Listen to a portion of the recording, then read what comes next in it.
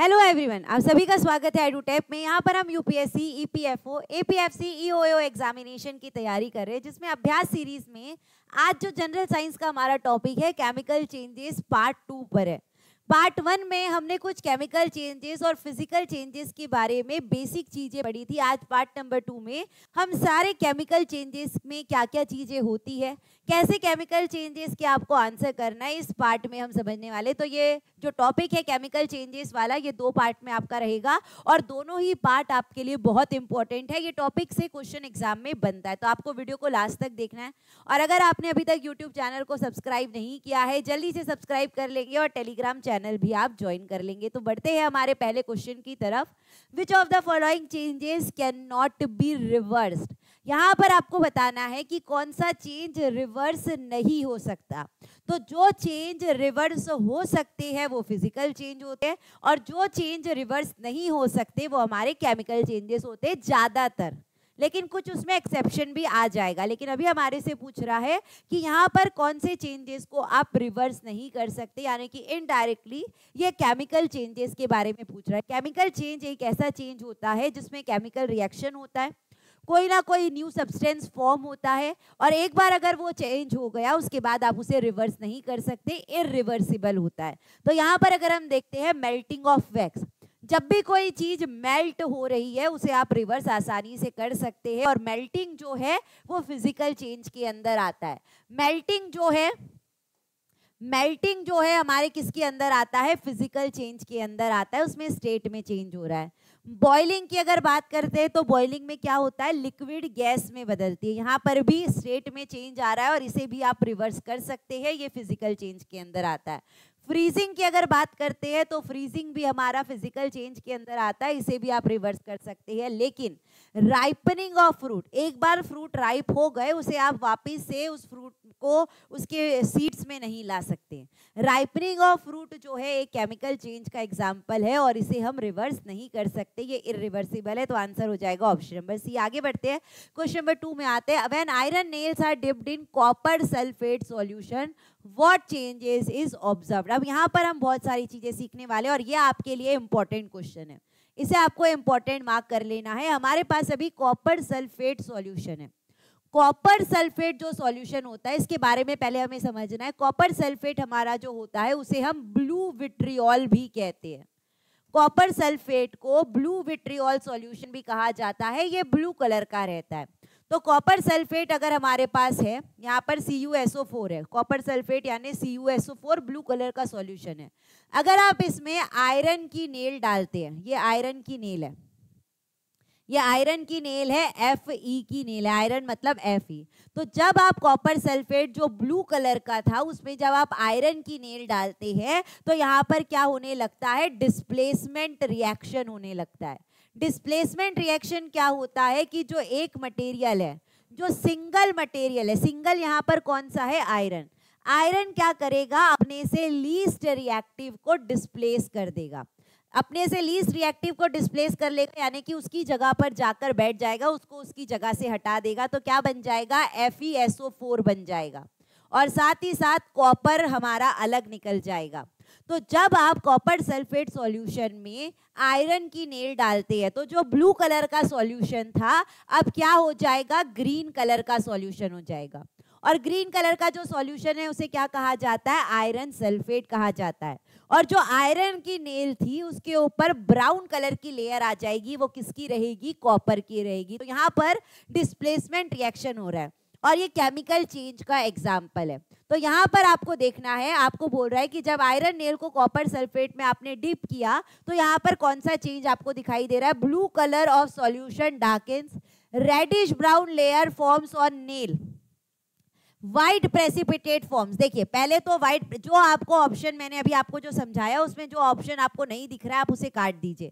White precipitate कहीं पर नहीं हो रहा है, या तो ब्लू कलर का जो सॉल्यूशन था ग्रीन कलर का हो रहा है, व्हाइट कलर नहीं आ रहा है। नो रिएक्शन होकर कोई रिएक्शन नहीं हो रहा है क्या, नहीं, कोई रिएक्शन हो रहा है।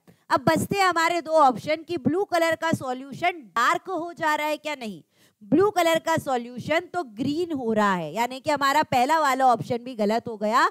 ब्राउन कलर की लेयर आ जाती है आयरन की नेल के ऊपर। ये जो नेल थी उसके ऊपर कौन सी कलर आ जाएगी? ब्राउन कलर की लेयर। वो किसकी रहती है? कॉपर की रहती है। तो आंसर हमारा क्या हो जाएगा? बी हो जाएगा। Option number B correct answer है। तो ये जो रिएक्शन है ये केमिकल चेंज का एग्जाम्पल, और ये एनसीईआरटी में भी दिया है। ये आपके लिए मोस्ट इंपॉर्टेंट क्वेश्चन है। यहाँ पर कलर के ऊपर भी एग्जाम में क्वेश्चन बनते हैं। और यहाँ पर कौन सा रिएक्शन हो रहा है? डिस्प्लेसमेंट रिएक्शन हो रहा है। आगे बढ़ते क्वेश्चन नंबर 3 में आते हैं। What happens when vinegar reacts with baking soda? यहाँ पर भी रिएक्ट्स बोल रहा है, रिएक्ट बोल रहा है, यानी कि केमिकल चेंज हो रहा है। केमिकल चेंज हो रहा है जब विनेगर को बेकिंग सोडा के साथ मिलाया जाता है। अब विनेगर में क्या होता है? एसिटिक एसिड होता है। विनेगर में क्या होता है? Acetic acid. एसिटिक एसिड का फॉर्मूला क्या है? CH3COOH। CH3COOH हमारा एसिटिक एसिड का फॉर्मूला है। जब इसे बेकिंग सोडा के साथ मिलाया जाता है, बेकिंग सोडा हमारा क्या होता है? Sodium bicarbonate. बेकिंग सोडा को ही क्या कहते हैं? सोडियम बाइकार्बोनेट, जिसका इस्तेमाल हम कुकिंग में करते हैं। किसी भी खाने को फ्लफी बनाने के लिए बेकिंग सोडा का इस्तेमाल किया जाता है, क्योंकि इसमें से कार्बन डाइऑक्साइड गैस बाहर निकलती है। तो मैंने आंसर आपको बता दिया है कि जब एसिटिक एसिड में बेकिंग सोडा आप डालेंगे तो क्या बन जाएगा? CH3COONA। सोडियम एसीटेट बन जाएगा, कार्बन डाइऑक्साइड गैस बाहर निकलेगी, वाटर बाहर निकलेगा। तो कौन सी गैस बाहर निकल रही है? कार्बन डाइऑक्साइड गैस बाहर निकल रही है। इसीलिए बेकिंग सोडा को फायर एक्सटिंग्विशर में भी इस्तेमाल किया जाता है। फायर एक्सटिंग्विशर क्यों यूज करते हैं? कहीं पर अगर आग लग जाती है, आग किसकी वजह से लगती है? बर्निंग किसकी वजह से होता है? ऑक्सीजन की वजह से। अगर आपको ऑक्सीजन को कट करना है तो आप उसके ऊपर फायर एक्सटिंग्विशर मारते हैं, वहां पर कार्बन डाइऑक्साइड गैस जो रहती है ऑक्सीजन को कट कर देती है और वहां पर आग जो थी वो बुझ जाती है। तो फायर एक्सटिंग्विशर में भी बेकिंग सोडा का इस्तेमाल होता है, क्योंकि वो कार्बन डाइऑक्साइड गैस रिलीज होती है। बेकिंग सोडा को जब विनेगर में डाला जाए, या विनेगर को जब बेकिंग सोडा में डाला जाता है, बबल्स आने लगते हैं, गैस बबल्स आने लगते हैं, वो कार्बन डाइऑक्साइड गैस के रहते हैं। तो आपको याद रखना है, जब विनेगर को बेकिंग सोडा में डाला जाता है कार्बन डाइऑक्साइड गैस रिलीज होती है। आगे बढ़ते हैं, क्वेश्चन नंबर 4 में आते हैं। इलेक्ट्रोलिसिस ऑफ वाटर इज, जब वाटर का इलेक्ट्रोलिसिस करेंगे, ये हमारे पास वाटर है H2O। H2O में जैसे ही इलेक्ट्रिसिटी पास कराते हैं, इलेक्ट्रिसिटी जब आप पास कराएंगे H2O ब्रेक हो जाएगा। इलेक्ट्रोलिसिस, इलेक्ट्रोलिसिस का मतलब इलेक्ट्रिसिटी पास कराना। तो अब वाटर से आप इलेक्ट्रिसिटी को पास कराएंगे, यहाँ पर हमें दो नए सब्सटेंस मिलेंगे। तो जब न्यू सब्सटेंस फॉर्म होता है वो केमिकल चेंज का एग्जाम्पल है। तो ये फिजिकल चेंज वाले ऑप्शन को आप काट दीजिए। अब ये एंडोथर्मिक केमिकल चेंज है कि एक्सोथर्मिक केमिकल चेंज है? एंडो का मतलब होता है हीट या एनर्जी जो रहती है एब्जॉर्ब होती है, हीट या एनर्जी जो रहती है एब्जॉर्ब होती है, और एक्सो का मतलब होता है हीट जो है वो रिलीज होती है। तो यहाँ पर वाटर क्या कर रहा है? इलेक्ट्रिसिटी को एब्जॉर्ब कर रहा है। इलेक्ट्रिसिटी को क्या कर रहा है? एब्जॉर्ब कर रहा है। तो किसका एग्जाम्पल हो जाएगा? एंडोथर्मिक केमिकल चेंज का एग्जाम्पल हो जाएगा। ठीक है, आगे बढ़ते क्वेश्चन नंबर 5 में आते हैं ना। Chemical reaction, the mass of the reactant is, जो रिएक्टेंट और प्रोडक्ट, रिएक्टेंट मतलब यहाँ पर लेफ्ट हैंड साइड को रिएक्टेंट कहते हैं, और जो फॉर्म होता है राइट हैंड साइड में उसे प्रोडक्ट कहते हैं। तो जो रिएक्टेंट का मास रहता है वो प्रोडक्ट के मास के एकदम बराबर रहता है, law of conservation of mass के हिसाब से। Law of conservation of mass क्या कहता है? The mass can neither be created nor be destroyed, it remains constant. यानी कि जितना रिएक्टेंट का मास रहता है उतना ही प्रोडक्ट का मास रहेगा, कुछ भी चेंज नहीं आएगा। अगर यहाँ पर मैंने C+O2 मिलाया है, क्या बनता है? कार्बन डाइऑक्साइड बनता है। कार्बन का मास कितना होता है? 12। ऑक्सीजन का मास कितना होता है? 16 होता है। लेकिन यहाँ पर कितने ऑक्सीजन है? 2 ऑक्सीजन है, तो यहाँ हो जाएगा 32। 12 + 32 कितना हो जाएगा? 44 हो जाएगा। यहाँ पर आप निकालेंगे तो भी 44 ही आएगा। तो रिएक्टेंट का जो मास था वो प्रोडक्ट के मास के इक्वल रहता है। आंसर क्या हो जाएगा? सी हो जाएगा। ऑप्शन नंबर सी यहाँ पर करेक्ट है। आगे बढ़ते क्वेश्चन नंबर 6 में आते हैं। विच of the following represents chemical reaction? कहाँ पर केमिकल रिएक्शन हो रहा है, तो चलिए देख लेते हैं। यहाँ पर पहले H2O जो था लिक्विड था, अब लिक्विड जो है किस में बदल गया है, गैस में बदल गया है, वेपर्स में बदल गया है। तो यहाँ पर स्टेट में चेंज आ रहा है। पहले जो वाटर था वो लिक्विड स्टेट में था, अभी जो वाटर है वेपर स्टेट में है। तो स्टेट में चेंज आ रहा है, ये किसका एग्जाम्पल है, फिजिकल चेंज का एग्जाम्पल है। और फिजिकल चेंज में केमिकल रिएक्शन नहीं होता है। आगे देखते हैं NaCl।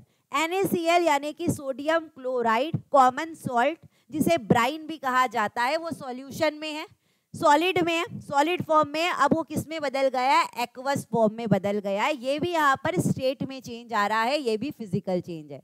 कार्बन डाइऑक्साइड पहले सॉलिड है, सॉलिड कार्बन डाइऑक्साइड को क्या कहा जाता है, ड्राई आइस कहा जाता है। ये भी आपको पता रहना चाहिए। अभी कार्बन डाइऑक्साइड सॉलिड फॉर्म में है, अब कार्बन डाइऑक्साइड गैस में बदल गई है, यहाँ पर भी फिजिकल चेंज हो रहा है। लेकिन जब आयरन को पानी में मिलाया जाता है, या आयरन के ऊपर, लोहे के ऊपर जब पानी पड़ता है, लोहे के ऊपर जब ऑक्सीजन पड़ती है, तो उसके ऊपर रस्टिंग आने लगती है। वो क्या होने लगता है, कोरोड होने लगता है, उसके ऊपर जंग लगने लगती है। तो आयरन जो है हवा और पानी के कांटेक्ट में जब जंग बन जाती है, जब कोरोजन हो जाता है, वो केमिकल रिएक्शन वहां पर हो रहा है, वो केमिकल चेंज का एग्जांपल है। आंसर हमारा क्या हो जाएगा, बी। यहाँ पर केमिकल रिएक्शन हो रहा है। आगे बढ़ते हैं, क्वेश्चन नंबर 7 में आते हैं। विच of the following is the best evidence for chemical reaction occurring.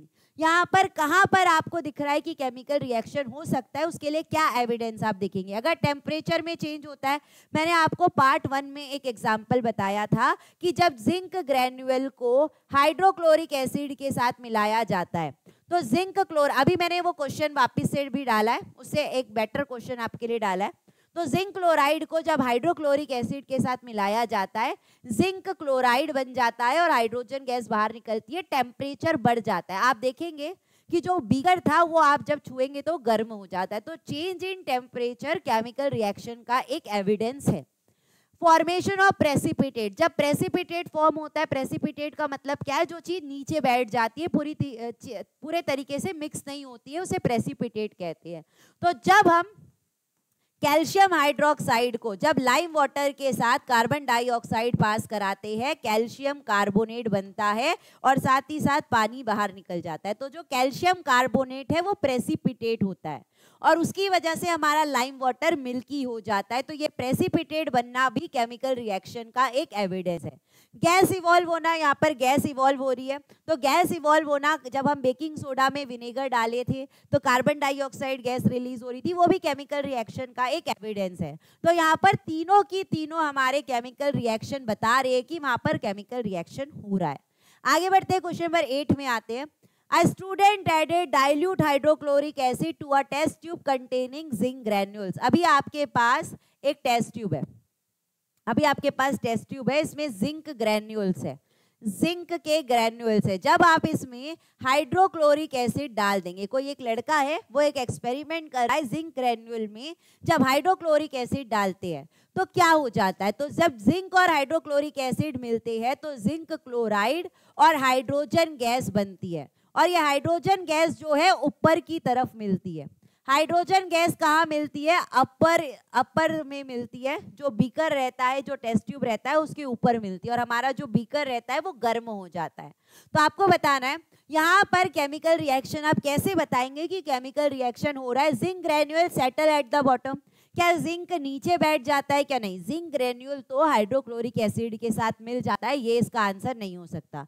The solution remains clear, क्या सॉल्यूशन क्लियर हो जाता है यानी कि कलरलेस हो जाता है, क्या नहीं, यहाँ पर तो कलर की कोई बात ही नहीं है। Bubble of gas are produce, बिल्कुल सही कि गैस प्रोड्यूस होती भाई आपको दिखेगी। वो कौन सी गैस रहती है, हाइड्रोजन गैस रहती है। हाइड्रोजन गैस के बबल्स आपको टेस्ट ट्यूब के ऊपर दिखाई देंगे। और हाइड्रोजन गैस को टेस्ट कैसे किया जाता है, जब आप इस टेस्ट ट्यूब के पास बर्निंग मैच स्टिक लेकर आएंगे, वहां पर आपको पॉप साउंड सुनाई देगी। अगर आपको पॉप साउंड सुनाई दे रही है, इसका मतलब वहां पर कौन सी गैस रिलीज हुई है, हाइड्रोजन गैस रिलीज हुई है। सॉल्यूशन कोल्ड होगा, क्या नहीं, सॉल्यूशन तो हॉट हो जाएगा। आंसर हमारा क्या हो गया है, ऑप्शन नंबर सी। आगे बढ़ते हैं, क्वेश्चन नंबर 9 में आते हैं। In which of the following process does a new substance form, यहाँ पर किसमें न्यू सब्सटेंस बन रहा है, इसका मतलब केमिकल चेंजेस के बारे में पूछा है। ऐसे ही आपको पहचानना है कि वो क्वेश्चन में आपको केमिकल चेंज पूछ रहा है कि फिजिकल चेंज पूछ रहा है। तो यहाँ पर केमिकल चेंज किसमें हो रहा है, किसमें न्यू सब्सटेंस फॉर्म हो रहा है, जब आप वाटर को बॉईल करते हैं, boiling of water physical change है, तो यहाँ पर नहीं हो रहा है। डिसोल्यूशन ऑफ शुगर, मैंने आपको पार्ट 1 में बताया था कि अगर कोई भी चीज को डिसॉल्व करते हैं वो फिजिकल चेंज का एग्जाम्पल है, नया सब्सटेंस नहीं बनता है। कटिंग ऑफ पेपर, पेपर को कट करना, वहां पर भी फिजिकल चेंज हो रहा है, यहाँ पर कोई न्यू सब्सटेंस नहीं बन रहा है। लेकिन जब राइस को कुक करते हैं, आप राइस कुक करने के बाद उसे रिवर्स नहीं कर सकते और ये न्यू सब्सटेंस बनता है। आंसर हमारा क्या हो जाएगा, डी हो जाएगा। कुकिंग जो है केमिकल चेंज का एग्जाम्पल है, डाइजेशन जो है केमिकल चेंज का एग्जाम्पल है, लेकिन कटिंग, चॉपिंग ये फिजिकल चेंज के एग्जाम्पल होते हैं। आगे बढ़ते हैं, लास्ट क्वेश्चन है question number 10, which chemical process is responsible for rancidity in food. अब आपको कुछ यहाँ पर चीजें समझना है। आपने अगर कोई चिप्स का पैकेट खरीद कर लाया, वो चिप्स का जो पैकेट है, आपने देखा होगा कि चिप्स का पैकेट रहता तो बड़ा है, लेकिन उसमें चिप्स जो रहती है थोड़ी सी रहती है, या कुरकुरे जो रहते हैं थोड़े से रहते हैं, पूरी हवा रहती है। वो जो गैस रहती है वो क्या रहती है, नाइट्रोजन गैस रहती है। जो भी चिप्स वगैरह के, कुरकुरे के, जिसके भी आप पैकेट्स लेकर आते हैं, वो जो हवा रहती है वो नाइट्रोजन गैस रहती है। वो नाइट्रोजन गैस हमारे खाने को, हमारे फूड को रेंसिड होने से बचाती है। रेंसिड का मतलब क्या है, स्मेल चेंज हो जाना, टेस्ट चेंज हो जाना, जो उसमें कुरकुरापन है वो चेंज हो जाना। तो नाइट्रोजन उसमें इसलिए डाला जाता है, नाइट्रोजन एक एंटीऑक्सीडेंट की तरह काम करता है जो हमारे फूड को रेंसिड होने से बचाता है। लेकिन अगर एक बार आपने पैकेट खोल दिया तो थोड़े समय के बाद उसका टेस्ट चेंज हो जाता है, स्मेल चेंज हो जाती है, हमारा फूड रेंसिड बन जाता है। तो रेंसिडिटी किसके कारण होती है, ऑक्सीजन के कारण होती है। किसके कारण होती है, ऑक्सीजन के कारण होती है। जब हमारा फूड ऑक्सीजन के कांटेक्ट में आता है, क्योंकि नाइट्रोजन तो बाहर निकल गई, जैसे ही आपने चिप्स के पैकेट को कट किया उसमें से नाइट्रोजन गैस तो बाहर निकल गई। अब जो चिप्स है वो किसके कांटेक्ट में आ जाएंगे, ऑक्सीजन के कांटेक्ट में आ जाएंगे। अगर कोई चीज ऑक्सीजन के कांटेक्ट में आती है उसे ऑक्सीडेशन कहा जाता है। तो रेंसिडिटी इन फूड किसका एग्जाम्पल है, ऑक्सीडेशन का एग्जाम्पल है। आंसर हो जाएगा हमारा ऑप्शन नंबर सी। तो ये थे हमारे केमिकल चेंजेस के पार्ट 1 हमने पहले किया था, ये पार्ट 2 है। केमिकल चेंजेस के ऊपर एग्जाम में क्वेश्चन पक्का आते हैं, तो ये दोनों पार्ट को आपको बहुत अच्छे से करना है। तो आज के लिए बस इतना ही, अब हम नेक्स्ट वीडियो में नेक्स्ट टॉपिक के साथ मिलेंगे। तब तक के लिए आप सभी को thank you, bye, take care and all the best.